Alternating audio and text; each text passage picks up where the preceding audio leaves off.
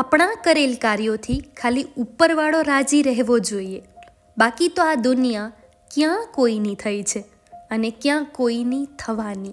ઈશ્વર માનવીને લાયકાત કરતાં વધારે સુખ નથી આપતો અને એ જ ઈશ્વર સહન શક્તિ કરતાં વધારે દુઃખ પણ આપણને નથી આપતો.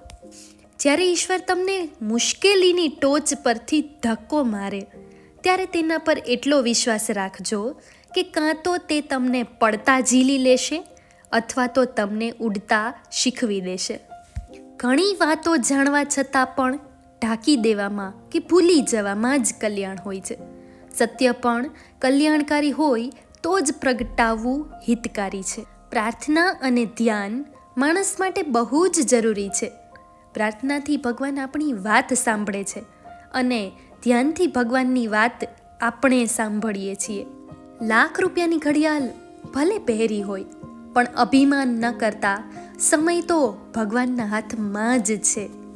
ભક્તિ, શક્તિ અને સંસ્કૃતિ આ ત્રણ જે ઘરમાં હશે ત્યાં સુખ, સમૃદ્ધિ અને સંપત્તિનો વાસ જરૂર હશે.